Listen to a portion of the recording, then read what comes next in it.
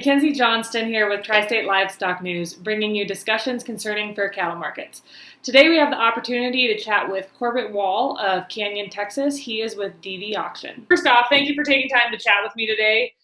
To start with, can you just give me a little bit on your background and your involvement within the cattle industry? Okay. I grew up in the cattle industry. My dad, we leased ranches and wheat pasture and ran cattle, and he bought and sold cattle in the country, and also was a sale barn trader. And so, I grew up going to 5 or 6 sales a week. Then I went to college at West Texas A&M. I got a bachelor's in ag business and economics, and I got a master's in agriculture. I went through an intern program with USDA's Ag Marketing Service with Market News, and then I took a job with them out of college because my dad's health was failing him, and we really didn't have anything going at the time. So I worked for 18 years with USDA Ag Marketing Services Market News branch. I worked in South Georgia. I worked in Amarillo. I was in South St. Paul stockyards for a year. I also worked at the Minneapolis Grain Exchange when I was there. They transferred me to my own office in Lancaster County, Pennsylvania. I had an office. I ran that office out there for 3 years, and then transferred to St. Joe, Missouri, whenever mandatory price reporting came. I only worked on NPR for a short time, and then I got promoted to run the Federal State Market News program in Missouri, and I did that for probably 15 years there. I was in the government for about 18 years altogether. Ran cattle when I was in Missouri there. Had a sucker operation there, nothing big, something to kind of bide my time. I leased pastures and turned cattle out there, and then about 4 years ago, we decided to move back to Texas, and so I'm here.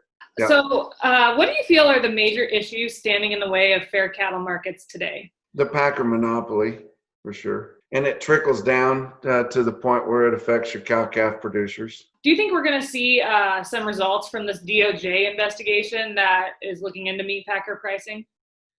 No. I don't have any confidence that we're going to see anything come out of the DOJ. The only thing we'll get out of there, in my estimation, is what we're getting right now. They are coming forth with some decent packer bids. They're trading some more cattle negotiated. They're buying cattle higher than what the fundamentals really say that they should be bringing right now. Cattle should be bringing in the 90s right now, or just over $1, and they're paying $1.20. And I think a lot of that is because of the investigation, and there is some investigation going on. A lot of people say that they don't believe it, but I know that calls are going on. They are looking into what's the manipulation and things. I've talked to some guys at some slaughter cattle auctions in the Midwest, and they're asking which packers are participating, if they had seen a change in participation, and they're looking into things, and I think it's got them maybe not scared, but at least paying attention right now. But do I believe there's going to be anything solid? There could be some fines, but they won't amount to nothing compared to what these packers have been making. But no, I don't really think there'll be much come out of it, really. So this morning on your feeder flash, you mentioned that essentially how much longer are we going to continue to get decent cattle markets? When is this backlog of cattle going to catch up with us? Do you have any thoughts on when this backlog of cattle is going to catch up on us? I think we're backlogged right now. We're in an artificial market right now. The packers are paying way more than they have to because of the DOJ investigation, and because they had inflated their dressed beef prices so much.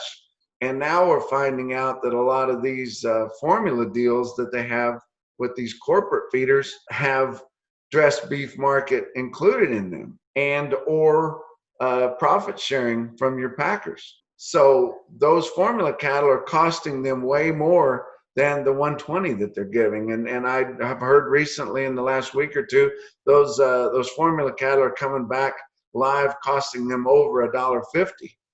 So they would a lot rather come in there and buy cattle at 120. Plus, it's making them look good in the eyes of the investigators, and so they're going to do that. But they're not going to do that forever.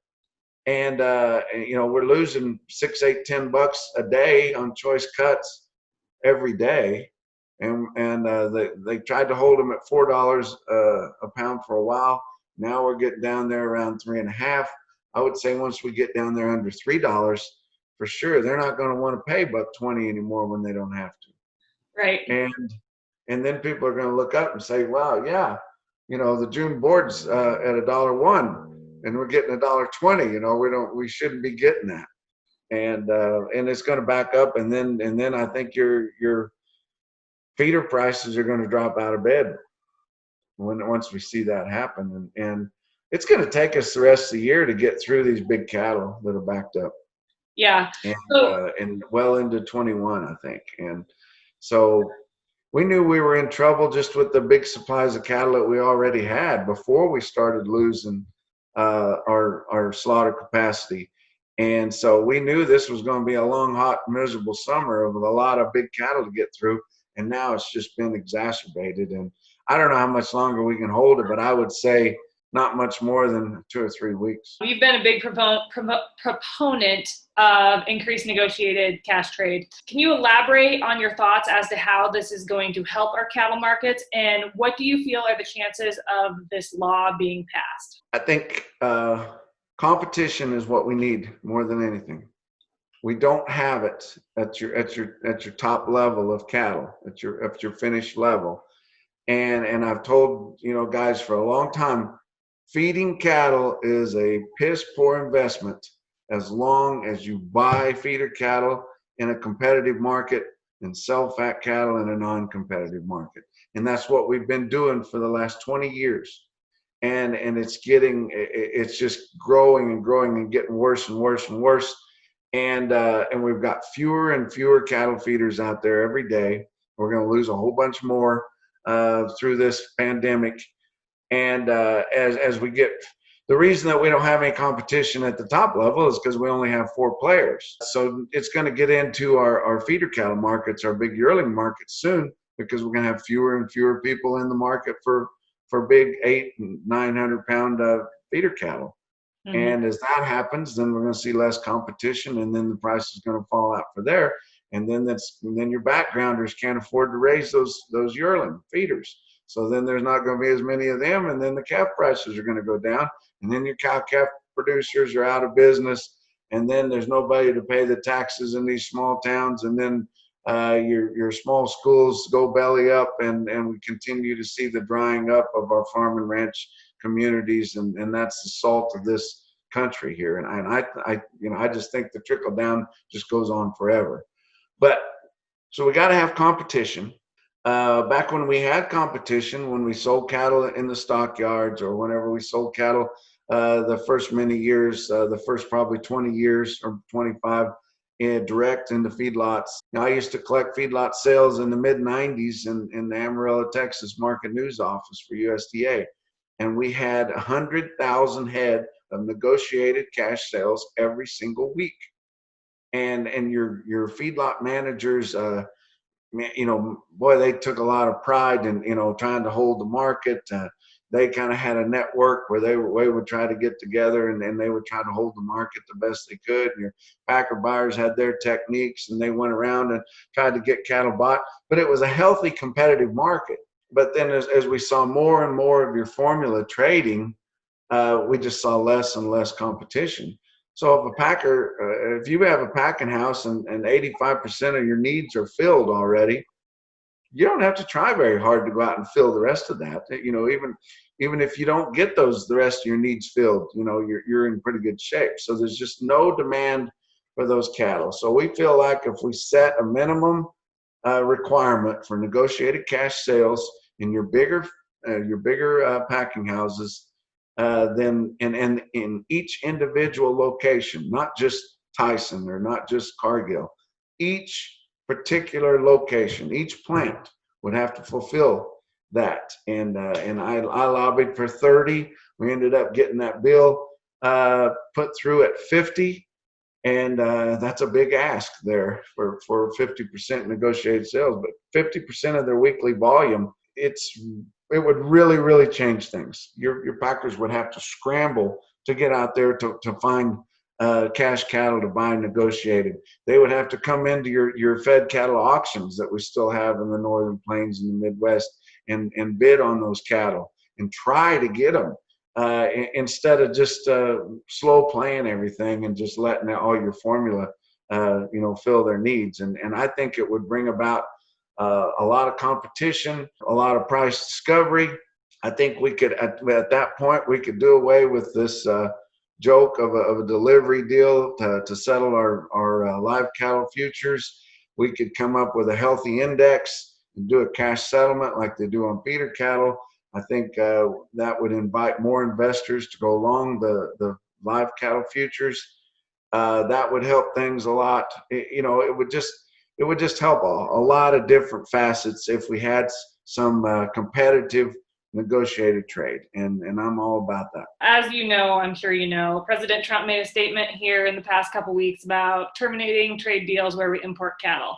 What are your thoughts on that statement? I think that, as much as I love Trump, and I saw he's hanging out with us in the back corner. Yeah, he's always here. He hangs out here all the time. I'm a big Trump guy, but I think that statement was a little bit uninformed. I'm not an obstructionist. I know that this is a global economy, and I know that we have to trade with those people. I do, however, agree. There's a lot of us in the cattle business that feel that we need to embrace the trade in North America more so than overseas. And Canada and Mexico, since we went through mad cow and trying to get our Asian customers back, ever since we've been struggling with that, they've been our main customers. Is our two closest neighbors, Canada and Mexico. They rely on us, we rely on them. I know we've got a fence down on Mexico, but pretty porous trade coming through, back and forth, and we buy a lot of Mexican feeder cattle, and I know that burns the guys up that had ranches handed to them in the northern plains, and they're trying to keep them alive. But I tell you what, And I know your publication is Northern Plains, but people in the Northern Plains, and I've lived up there. I spent the most of my adult life north of I-70, but I realized that the people up there don't have a clue what goes on down here in the Southern Plains. We don't have cows. You guys have cows because you have grass and water. Isn't that a wonderful thing to have, is grass and water? And you've got lots of cows. We don't have cows down here. It takes 26 acres to run a cow in a lot of this country down here. You can't do it. So you have to go to a calf source somewhere.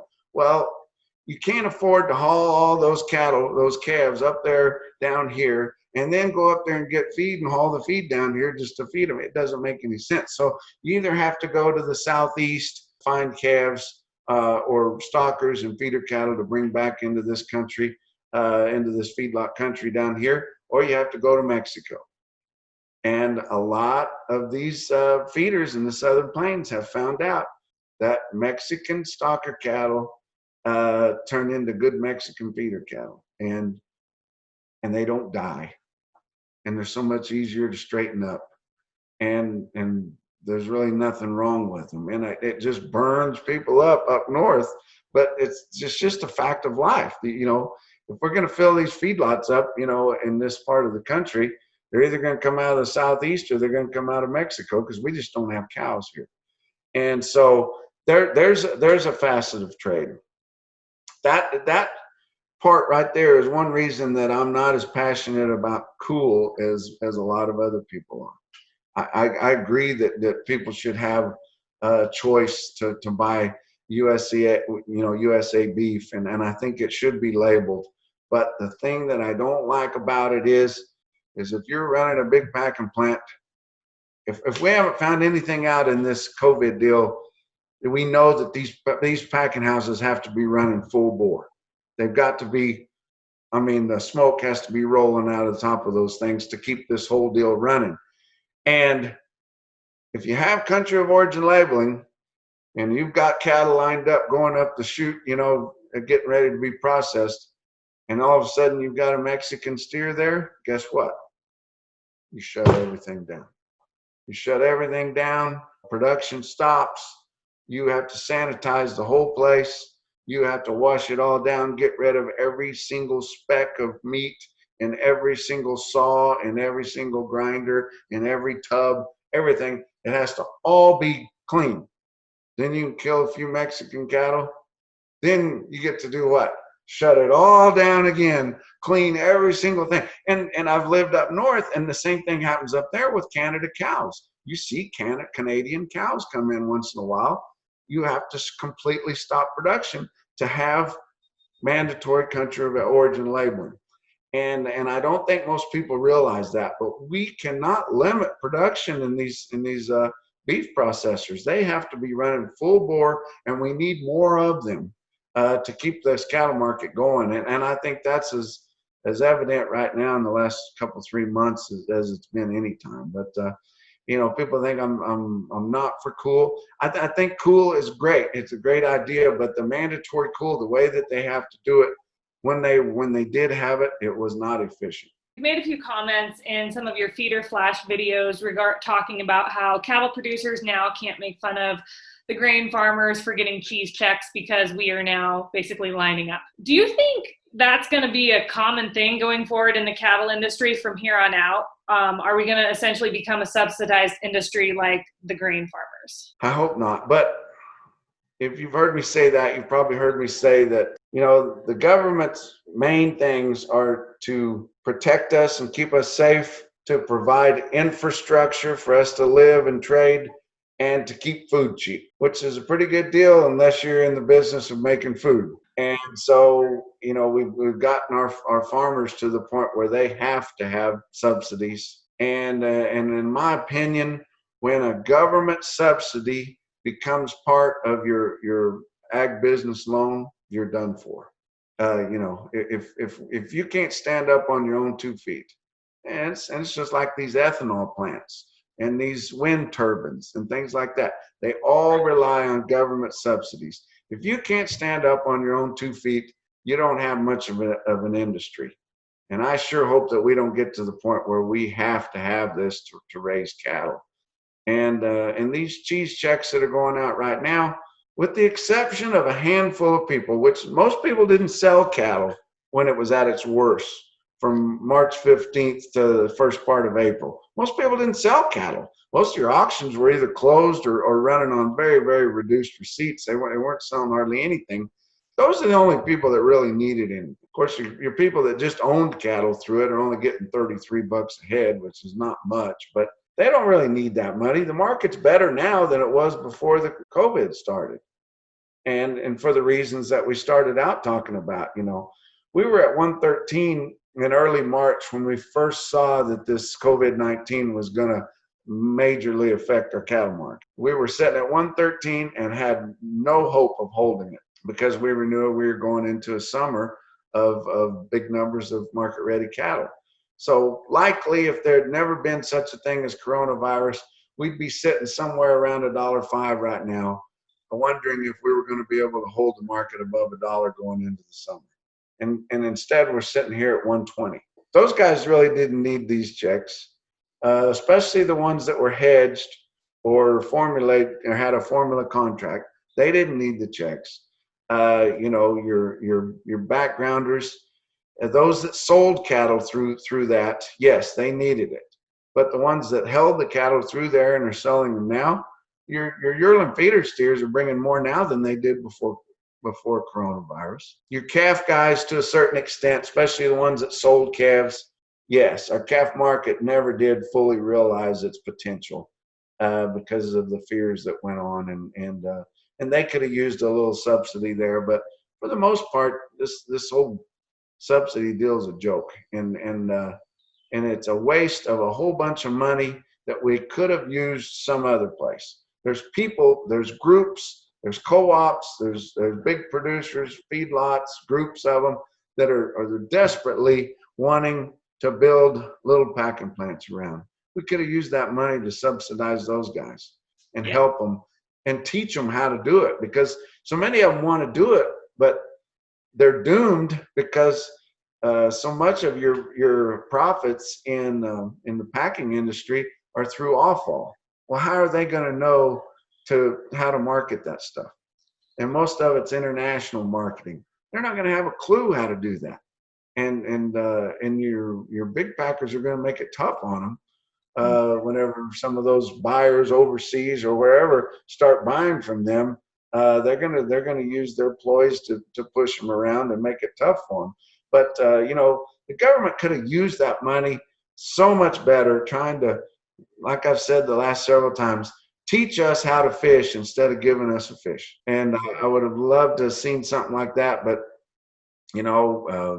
everybody was saying the government needed to do something. They got to do something. They got to do something fast. So what do? They just throw money at people, and very little planning there. But I'm not saying I could have done any better, but in hindsight, which everything's always clear, in hindsight, it would have been a lot better planned. The cattle industry is known for breaking off into segments and fighting against each other more than we fight our issues. Do you think there's any chance in the near future that our major cattle organizations, NCBA, RCAF, U.S. Cattlemen's, any of those major organizations can get together on an issue and fight for the same thing and possibly come out with a win? No, not at all. Not until dogs and cats start sleeping together. It's not going to work. Your NCBA is not going to work with anybody else. That they've gotten the dollar that they get is ruined them forever wanting to work with anybody else, because they don't want to share those dollars. Right. And so that anytime you start getting money involved, it manipulates people, and they've got way too much money involved there. Any fool could look at this industry and see that we need to make some major changes here, and they need to be mandated, yet they don't want to rock the boat, and so they don't want to do anything, so they don't push anything. And then your big affiliates are the same way, your KLA, Texas Cattle Feeders, most of them. But then it's funny, whenever you get further up where you guys have grass and water and cows, well, then you see those state affiliates wanting to do something, because they've got more members, they've got a lot of small herds. They're not controlled by these huge corporate feeders, because they don't have the huge corporate feedlots there. The biggest feedlots they have in Iowa, and maybe not Nebraska, but Iowa, Illinois, out that way, are family operations. Mm-hmm. And so they have to answer to those people, and they want something done. And this bill that's pushed, a 50-14 deal, it's been pushed by state affiliates of NCBA that want something done. And they've got a lot of political connections, and they got a lot of pull, and that's how they got it pushed through, at least the introduction of the bill. You just mentioned the beef checkoff. What are your thoughts on the checkoff? And do you feel that producers are getting as much bang for their buck as possible when they pay in $1 per head when they sell cattle? I think it's definitely needed. And it started out with the right goals in mind, with research and development, promotion, teaching town people how to cook beef, finding cuts that didn't have a lot of value and adding value to them, like the flat iron steak and different things like that.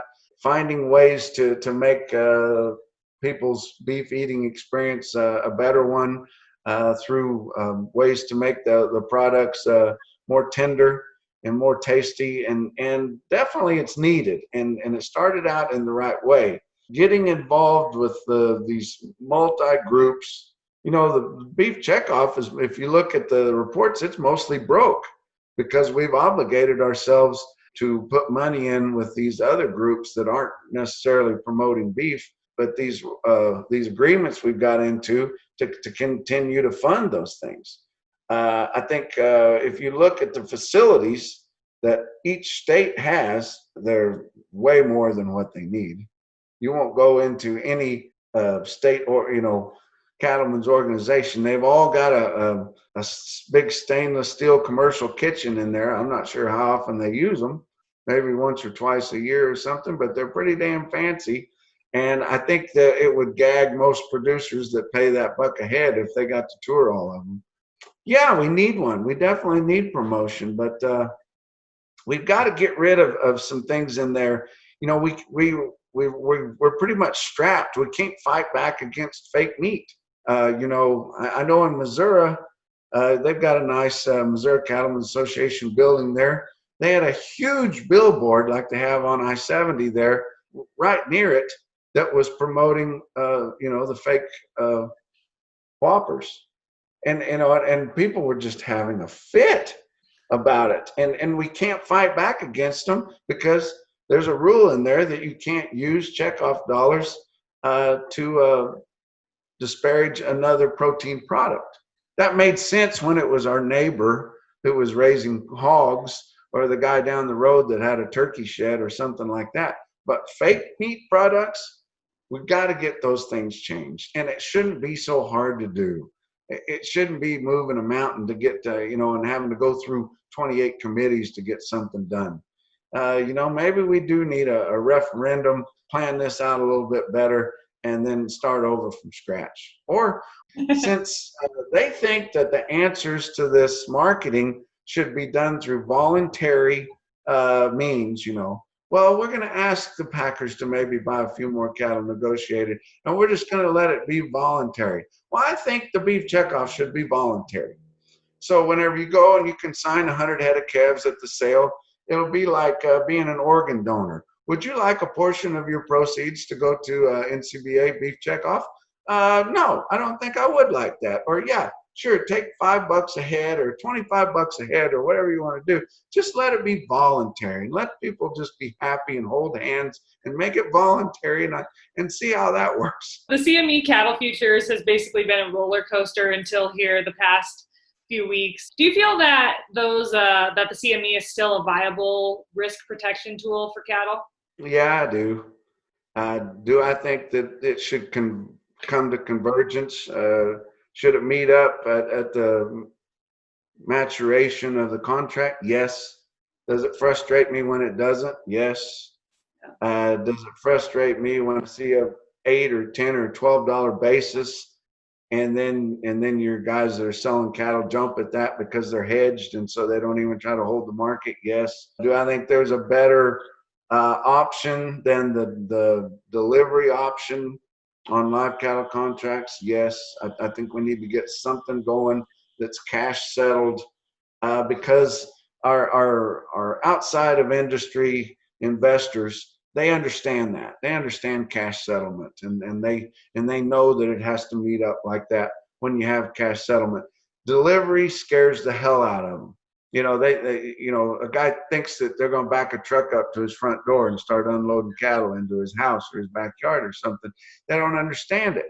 So even if we have a decent spot live cattle price on your live cattle futures, as soon as you get to it, it's like an oasis. It just goes away as you try to get to it, because all of your longs are looking at the threat of delivery and they're bailing out just as fast as they can. So every time we get there, we never get to capture it. And we have to have outside of industry investors, or it doesn't work, because the whole industry is betting against your board, and there's so much down pressure. We have to have out of industry people coming in there, and speculators, and doing that.